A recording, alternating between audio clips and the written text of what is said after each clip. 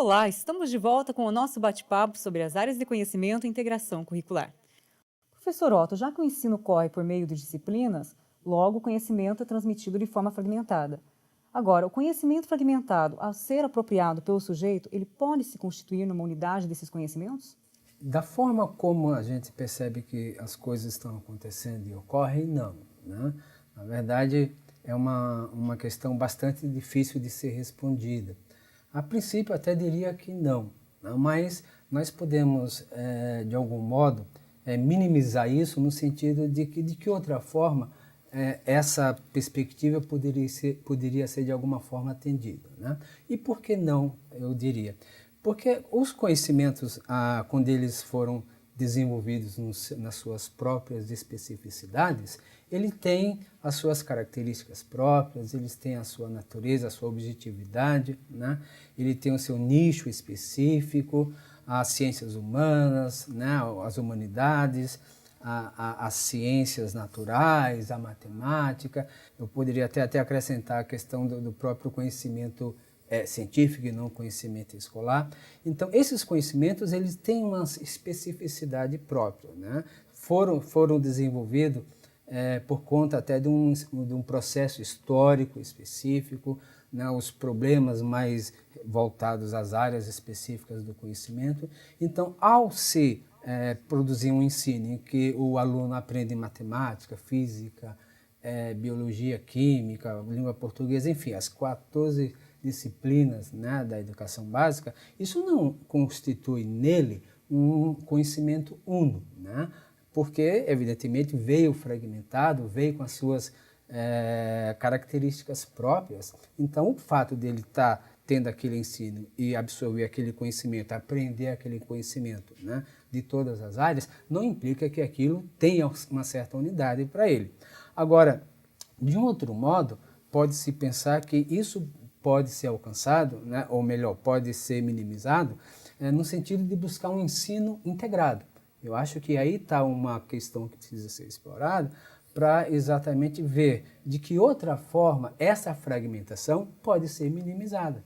Diante do que o professor Otto acabou de falar, percebe-se que um dos desafios hoje da educação é superar a fragmentação do saber. Professor Tiago, de que forma é possível superar a fragmentação do saber? Seria por meio da interdisciplinaridade? Bom, é importante retomar essa questão e até para a gente pensar em termos práticos a própria questão da fragmentação do saber, que o que nós almejamos a princípio é significar esse saber escolar. O fato é que nós temos um currículo bastante fragmentado, com conteúdos assim dispostos e desprovidos de uma relação com os demais, o que torna o ensino bastante desinteressante ou até mesmo desestimulante para aquele que, de certa forma, é o protagonista, que é o aluno. Só que nós deparamos com um problema. Quando eu penso em retomar essa unidade, tal como o professor Otto colocou, eu esbarro em problemas em questões práticas. Fazer esse caminho na direção oposta de como a ciência caminhou na modernidade é um processo praticamente impossível. É utopia pensar que nós podemos construir um currículo que dê conta do todo, porque nós fomos formados nas especificidades. E a dinâmica da própria dinâmica do conhecimento científico se deu por conta da própria fragmentação, compartimentação. Isso vale para a ciência, foi para a própria filosofia, né? De certa forma, é uma questão que está posta e que não nos resta outra saída a não ser pensar uma alternativa para essa questão da fragmentação do saber e que não caminhe numa ideia utópica de que nós vamos conseguir constituir um saber uno. Bom, para tentar minimizar esse problema, se pensa em relacionar esses saberes, se pensa em ressignificar esses conteúdos. E aí não tem como fugir da própria reflexão em torno dos processos de ensino-aprendizagem. Essa é uma tarefa que não é nada trivial, é importante a gente destacar, porque envolve formação por parte do professor, envolve superações de resistências dentro da própria escola, porque nós temos uma tradição escolar posta. E essa tradição escolar, ela não surgiu a partir do nada, ela vem de um caminhar que a escola fez, né, sobretudo nas últimas décadas, e que tinha como finalidade o ensino médio para, de certa forma, parte da população, uma preparação para o ensino superior, E para a grande maior parte da população, para a maior parte, seria a sua terminalidade, né? O ensino médio, ele tem que cumprir com a finalidade de que tem que formar indivíduos conscientes e críticos para a vida em sociedade. E esse é o maior desafio da escola no nosso tempo. Como dar sentido a estes saberes? Os documentos nacionais, eles, de certa forma, as diretrizes curriculares nacionais, elas trazem como possibilidades o trabalho como princípio educativo e a pesquisa como prática pedagógica, para nortear esse processo, na reflexão do processo de ensino-aprendizagem. No Paraná, nas nossas diretrizes orientadoras, nós temos a opção pela interdisciplinaridade e pela contextualização sociocultural. Veja que é importante destacar a palavra interdisciplinaridade. Significa que os saberes escolares, eles não podem ser transmitidos, didatizados sem uma contextualização, porque eles não surgiram desconectados. Se eu pegar, por exemplo, a ciência de referência, a física moderna, a física nuclear, ela não surgiu sem uma articulação com a sociedade da época, sem uma articulação com a cultura, com os interesses dos grupos dominantes, né? Esses saberes, esses produtos da ciência de referência, eles têm uma articulação muito forte com questões que transcendem o próprio conhecimento científico. E eu não posso omitir na escola essas ideias quando eu faço a didatização dos saberes escolares, né? Nas diretrizes curriculares estaduais, então, a interdisciplinaridade é fortemente ligada à contextualização, ou seja, um ensino contextualizado é o nosso grande desafio. Para o Pacto pelo Fortalecimento do Ensino Médio, a Secretaria de Estado da Educação, ela traz uma reflexão em torno de eixos epistemológicos articuladores do currículo. São dois: a leitura e a problematização. Nesse sentido, nós convidamos os professores a repensar o conhecimento, a gênese do conhecimento e que implicações isso tem para a ação na escola. Entender a leitura e a problematização nessa perspectiva é fundamental para poder pensar a interdisciplinaridade, né? Por outro lado, nós também teremos os eixos metodológicos, iniciação à pesquisa e tecnologias, mídias e comunicação. Eu estou antecipando essa informação que fará parte, inclusive, né, professor Otto, de uma formação futura. Mas, nesse sentido, em termos práticos, o resumo é repensar o ensino e a aprendizagem. Professor Otto, que concepção educativa você tem ao tomar o trabalho como princípio educativo e a pesquisa como princípio pedagógico? A questão do trabalho como princípio educativo, né, e a pesquisa como princípio pedagógico, isso, na verdade, reflete um pouco o modo, né, as concepções, quando se pensa sobre educação, quando se pensa sobre o mundo, o homem, a sociedade, e o próprio processo da construção do conhecimento científico, né? Isso, portanto, está muito relacionado. Aliás, só aproveitando um pouco a questão que foi colocada acerca da fragmentação do saber, acrescentando o que o Tiago colocou, eu diria ainda que a dificuldade que torna essa possibilidade, essa intencionalidade com um certo grau de dificuldade, é que a própria sociedade reflete, né, a forma como esses saberes são organizados. E isso, de algum modo, também traz uma dada dificuldade para se buscar, né, uma unidade, uma integração melhor. Porque hoje a gente percebe, a sociedade também reflete essa fragmentação. Você tem as áreas, né, profissionais, você tem aquele especialista que é especialista da especialidade, né? Você tem hoje no ramo da medicina tantas especialidades, no ramo da própria física, da própria química, da própria ciência.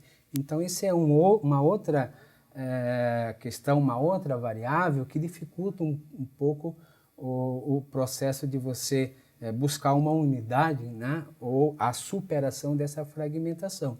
E aí a questão de se pensar, né, o trabalho, né, como um princípio educativo, como eu disse, reflete essa visão de mundo.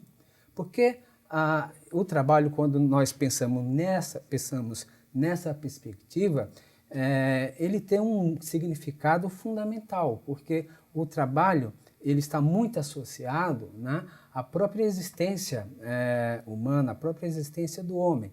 Nessa perspectiva, entende-se que o trabalho, na verdade, né, o homem produz a sua existência por meio do trabalho. O trabalho é uma ação, né, até de caráter ontológico, no sentido de possibilitar e até de garantir essa existência humana. Então, quando nós pensamos desse modo, isso implica em visões, né, de sociedade, em visões de mundo. Por exemplo, se a gente olhar para a sociedade capitalista que nós vivenciamos hoje, o trabalho não tem esse significado, né? O trabalho tem outro significado, um significado de força de trabalho, de venda da sua força de trabalho.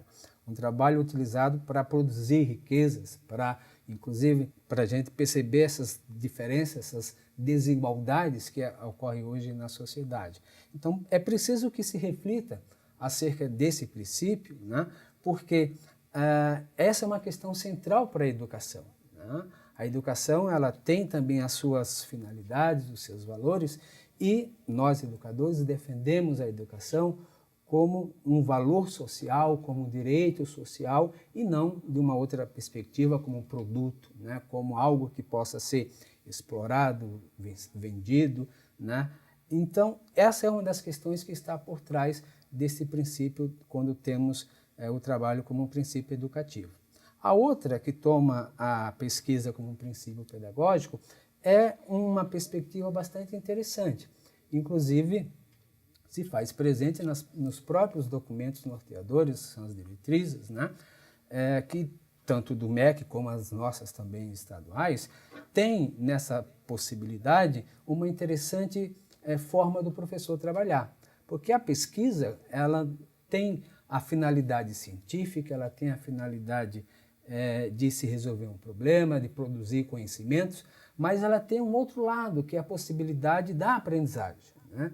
O aluno, quando desenvolve alguma atividade numa perspectiva investigativa, ele tem muito mais interesse e ele aprende muito mais, porque ele se coloca como protagonista ali no processo de ensino-aprendizagem, e isso traz uma outra motivação, tanto ao professor quanto ao aluno, né? Então, essa possibilidade de se ter a pesquisa como princípio pedagógico é algo que a gente precisa reelaborar, reaprender não diria, né? Mas de alguma forma refletir melhor, né? Até porque quando nós tomamos essa possibilidade, vem uma situação bastante interessante, que é desenvolver o ensino por meio de problematizações, né? De problemáticas. Isso implica também em você enxergar o próprio processo do conhecimento científico, né? Porque as coisas que são desenvolvidas, que são criadas na ciência, elas tomam a sua gênese através de um problema.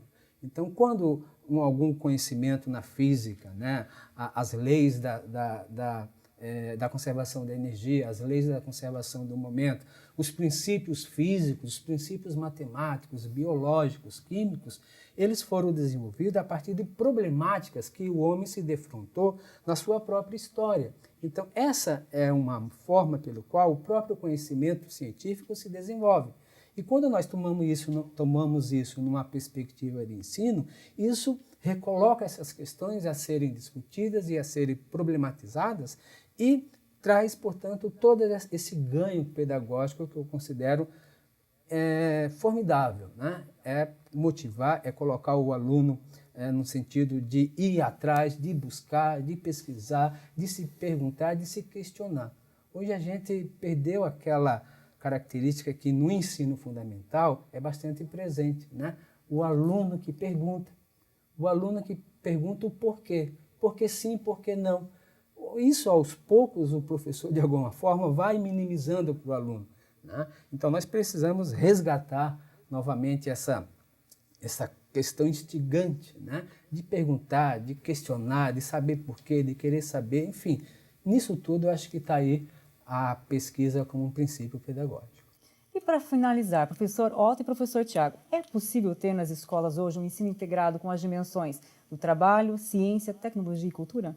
Veja que essa é uma questão, acho que fecha um pouco a nossa discussão, né? Porque, como o Tiago problematizou bem aqui, né, Tiago, nas suas colocações, desta integração, e é preciso se compreender os limites de se fazer essa integração. Não é o ensino fragmentado em que o aluno receba, né, o ensino da matemática, da física, receba esse conhecimento fragmentado, concentrado num único sujeito, que vai dar a unidade, vai dar a totalidade, vai dar a compreensão do todo, né? Vai dar a integração de todas essas questões, de todos esses pontos que estamos destacando, né?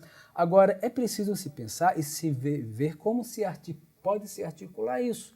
Um dos caminhos que já colocamos aqui, o Tiago colocou muito bem, né, a possibilidade de se minimizar, de se fazer enfrentamento, né, à fragmentação, né, Tiago, como você bem colocou, é você buscar uma possibilidade de se ter essa integração considerando essas dimensões, né? Aliás, o conhecimento científico tem essas dimensões, né? A ciência é humana, né? A ciência é falha, a tecnologia vem da ciência, né?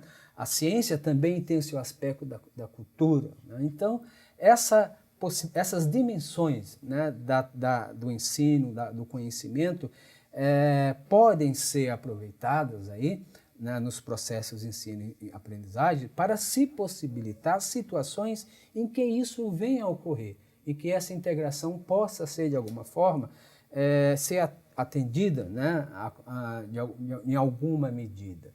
Por isso, algumas possibilidades, como o Tiago até colocou, né? E certamente essas possibilidades elas vão considerar muito bem a contextualização, né, a interdisciplinaridade e essas propostas que, inclusive, né, já foi aqui de alguma forma colocada pelo Tiago. Então, acho que é possível, mas é muito problemático, é muito, né, não é trivial, é complexo também. Aproveitando o gancho, professor Otto, e em relação à sua questão, Keila, eu recolocaria na seguinte forma.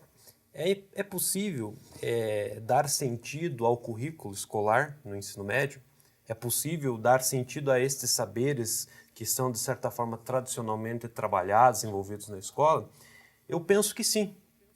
Concordo com o professor Otto, não é uma tarefa fácil, não é nada trivial, envolve um processo de reflexão. Só que, antes de tudo, eu gostaria de pontuar de forma crítica. Não é criticando a fragmentação da ciência moderna, não é criticando a composição disciplinar do currículo apenas que nós vamos dar conta de resolver esses problemas. Envolve um amplo esforço no sentido de compreender, em primeiro lugar, por que eu ensino determinada disciplina. Qual é o papel dessa minha disciplina no currículo escolar? Os saberes escolares que compõem essa disciplina provêm da onde? Qual é a relação destes saberes com os saberes de referência?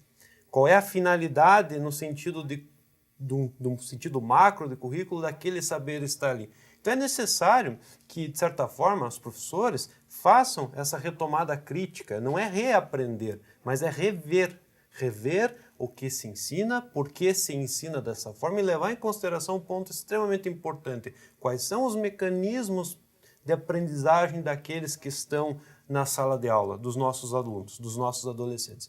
É uma questão extremamente fundamental. Só assim a escola poderá competir com as outras instâncias socializadoras de conhecimentos que nós temos em pleno século XXI. Então, deste modo, nós professores, não nos podemos nos eximir dessa responsabilidade de refletir sobre o currículo, sobre a disciplina e sobre como conduzir, mais do que nunca, sobre os processos de ensino e aprendizagem. A interdisciplinaridade da forma como ela vai acontecer, se é por uma visão X, uma visão Y, não importa nesse momento. O que importa é a criticidade daqueles que estão por detrás desse processo, que são os professores, a comunidade escolar, né? O fundamento pela qual o trabalho docente vai ser desenvolvido, se tiver respaldo nas ciências da educação, ele é um detalhe, é o menor detalhe. O que importa mesmo é que, de certa forma, os professores abracem essa causa, reflitam sobre os seus saberes, que, de certa forma, a escola possa continuar cumprindo com a sua função de socializar os saberes e permitir trazer para o protagonismo aqueles que, de certa forma, foram fadados à periferia, que são os nossos estudantes. Ok.